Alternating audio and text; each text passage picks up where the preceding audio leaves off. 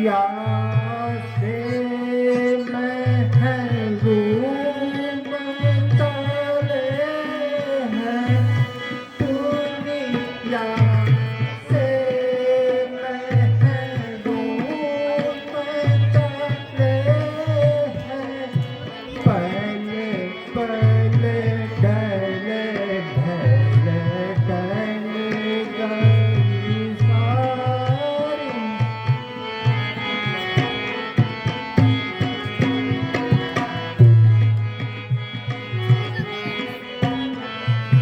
तने दो लेते अरुमाल खजाना,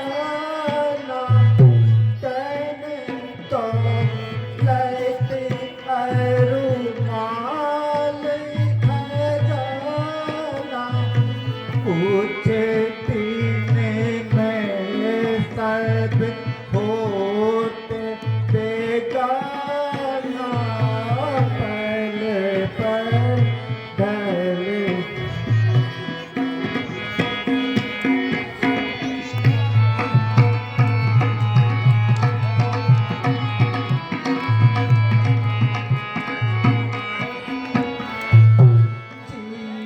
जीवन के दिन जून चले हैं, जीवन के दिन जून चले हैं।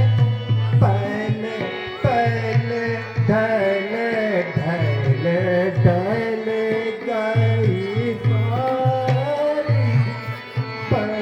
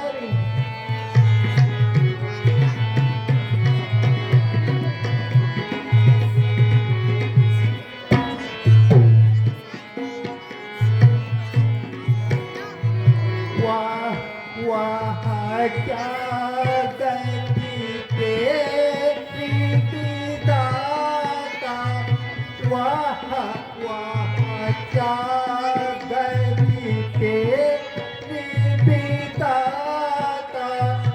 कैसे रहते जग से मेरा जाता, पल पल ढले ढले गई सारी।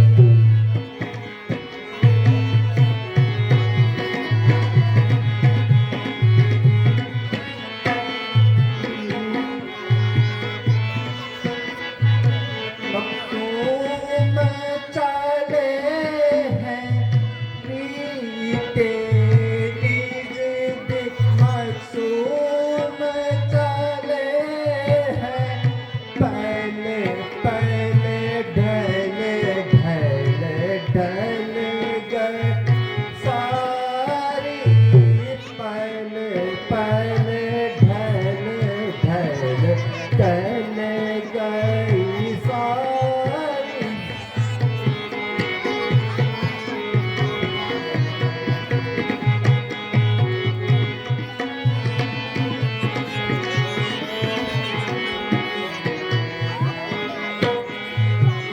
हे भगवान,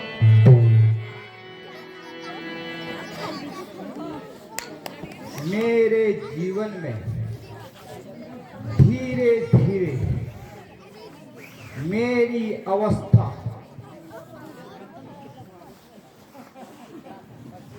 चौथे पल की तरफ जा रही है। और अभी तक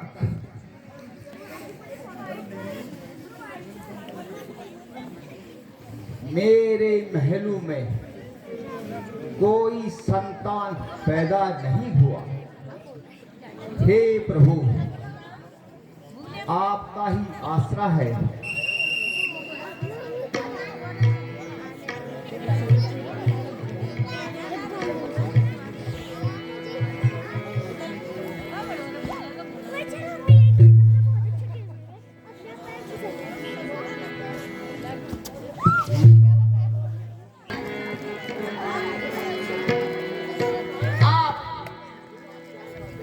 चिंतित जान पड़ते हैं।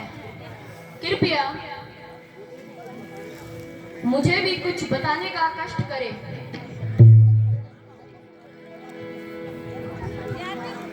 मंत्री जी। जी महाराज। चौथी अवस्था आ गई है, किंतु अभी तक कोई भी संतान नहीं हुई है।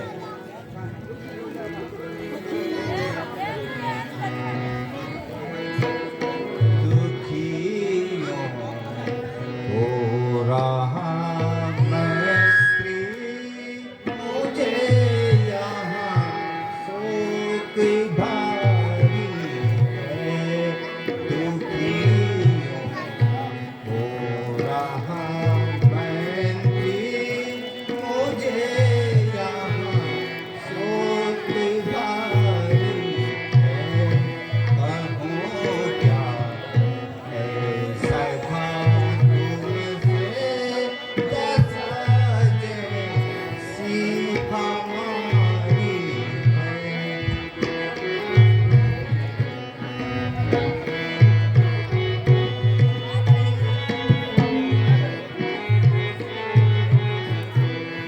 अवस्था आ गई चौथी, नहीं संतान देती है।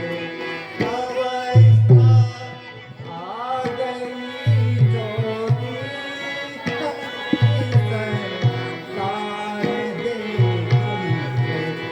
नहीं कुछ होने की आशा, व्यथा मुँह पे भारी है।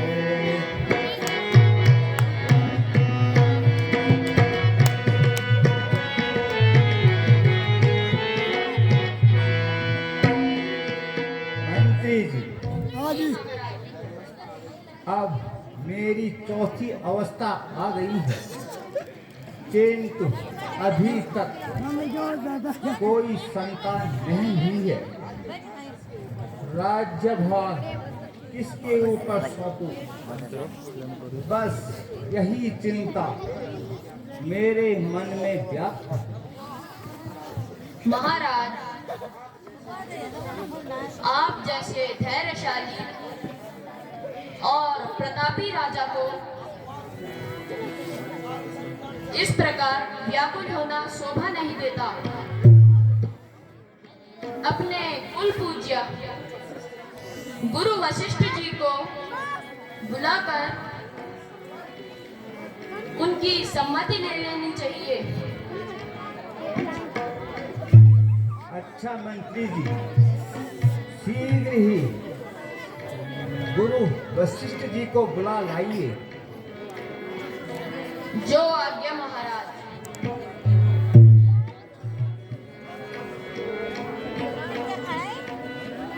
द्वारपाल, जाइए और गुरु वशिष्ठ जी को बुला लाइए।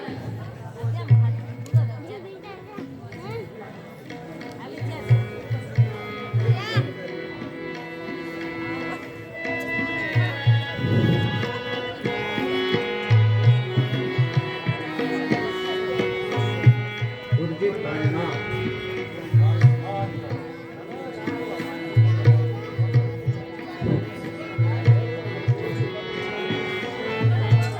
बता दो मुझको बता दो मुझको भी तो ऐ राजन, तुम्हारे दिल में मलाल क्या है।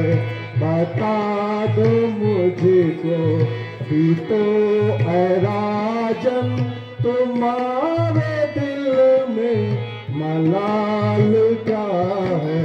हुआ ये चेहरा, हुआ ये चेहरा उदास क्यों है। कहो तबीयत का हाल क्या है।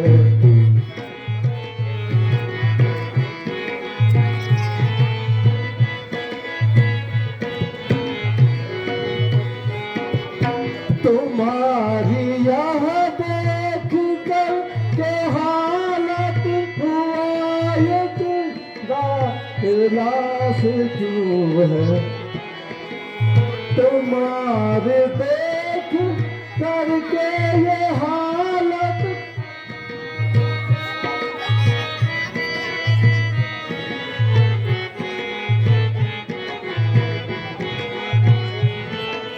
बता दो मुझको भी तो ऐ राजन, तुम्हारे दिल में मलाल क्या है।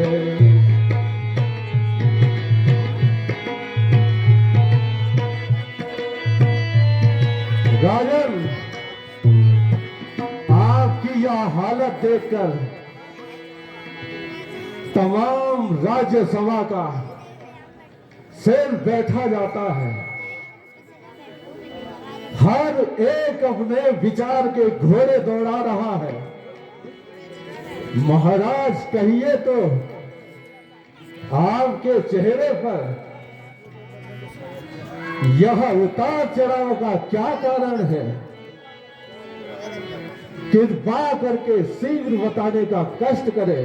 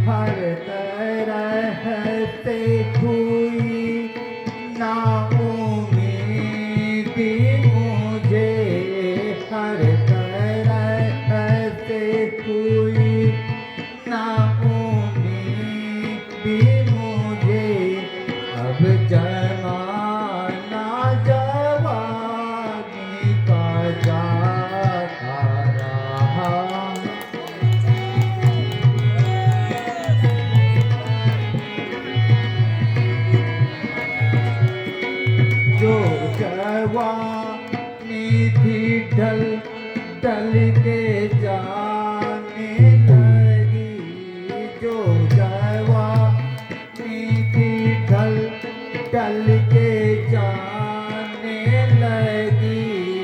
अब अवस्था बुढ़ापे की आने लगी।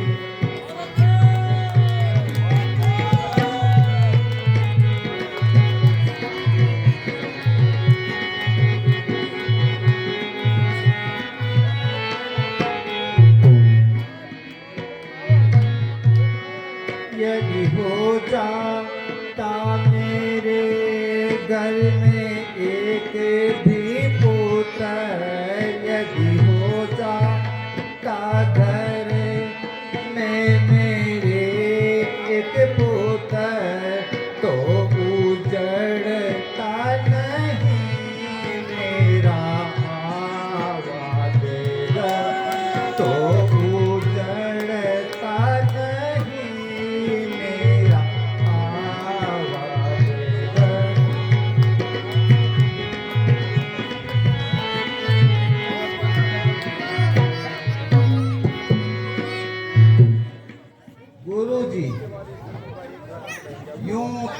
हर प्रकार ईश्वर की कृपा है, परंतु यही एक चिंता मेरे मन में व्याप्त है। अब आयु का अंतिम भाग भी व्यतीत होने वाला है, परंतु अभी तक मैं अपनी असली दौलत से खाली रहा। यदि एक भी पुत्र हो जाता तो मेरा हृदय शीतल हो जाता, परंतु किसी ने सच ही कहा है, चांद चढ़े सूरज भे दीपक जले हजार, जिस घर में बालक नहीं वह घर निपट अंधिया। तो आज इस विशाल राज्य का कोई गैर ही अधिकारी होगा। हे ईश्वर, तेरी लीला अपरंपार है। महाराज, सब कुछ आपकी यह चिंता उचित है।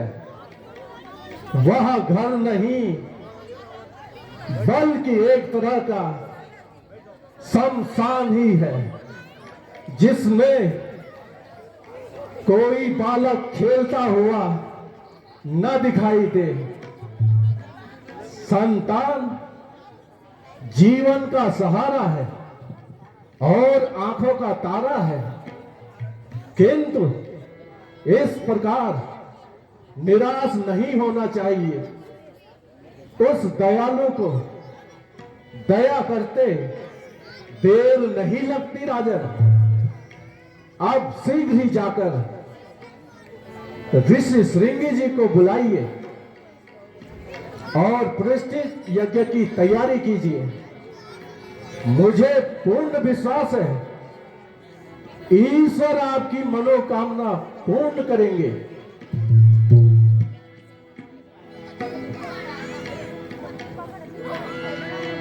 गुरु जी का कहना जी सत्य है। अब शीघ्र ही यज्ञ का प्रबंध करना चाहिए। मंत्री जी आप जाइए और जिस तरह से भी हो श्रृंग ऋषि जी को बुलाकर लाइए। आशा है ऋषिराज पधार कर मुझे कृतार्थ करेंगे और मेरी क्लेश को मिटा देंगे। महाराज, आपकी आज्ञा शिरोधार्य है। महाराज प्रणाम।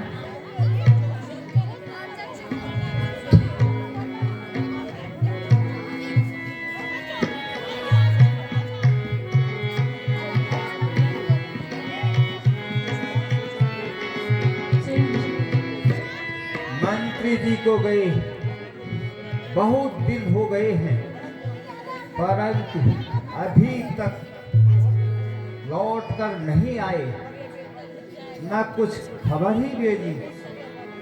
कुछ समझ में नहीं आता क्या कारण है, मालूम नहीं। श्रृंग ऋषि मिले या नहीं, यदि मिल भी गए तो उन्होंने आना स्वीकार किया या नहीं। वास्तव में मुझे ही जाना चाहिए था। मैंने बड़ी भूल की जो स्वयं नहीं गया।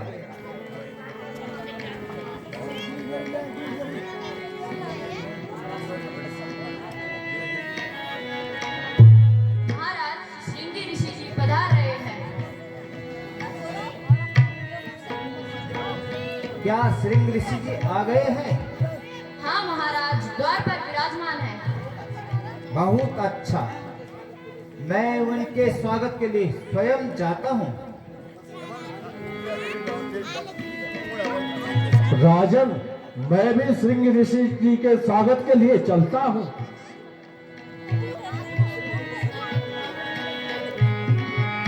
ऋषि जी प्रणाम। प्रणाम ऋषिवर।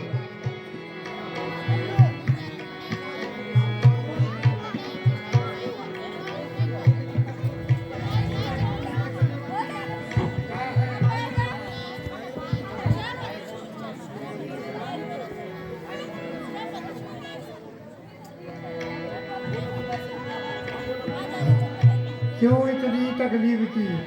क्या है असल मुराद? किस कारण आपने मुझे याद किया? राजन ने याद। बहुत दिनों से गुरुजी लगी हुई थी आस, गुरुजी लगी हुई थी आस, दर्शन करके आपका मिटे सकल दुख त्रास।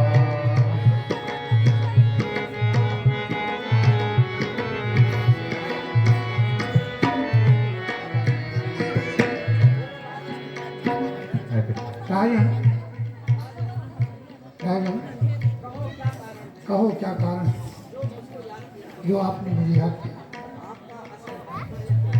आपका असली तात्पर्य क्या है? शीघ्र बताइए। ऋषिवर, दशरथ बहुत दुखी और लाचार है, बल्कि जिंदगी से हताश है। चारों तरफ से निराशा ही निराशा छाई हुई है। केवल आपके दर्शनों से मुझे कुछ धीर बंधी है। भाग्य ने मुझे दुख दिया है। ऋषिवर, अब आप ही कुछ उपाय कीजिए, वरना अपने ही हाथों से मुझे संन्यास दे दीजिए। दशरथ सब कुछ छोड़ने को तैयार है, केवल आपकी आज्ञा का इंतजार है। यूं ना है भरो धीर मन में धरो, यूं ना है भरो धीर मन में धरो, यज्ञ पूर्ण में राजन तुम्हारा करो, यज्ञ पूर्ण में राजन तुम्हारा करो, यज्ञ में जो हमारे मददगार हो, तेज पाते हो पंडित होशियार।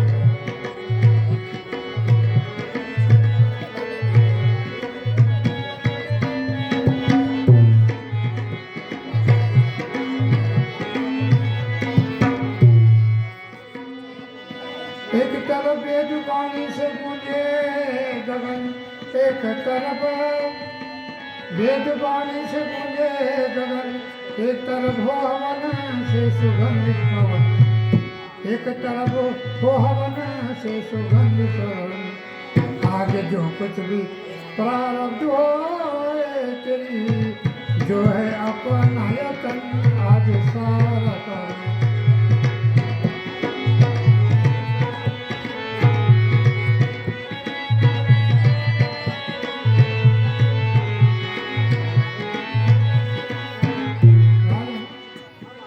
अब आप यज्ञशाला में चलिए और पुत्र से की तैयारी कीजिए।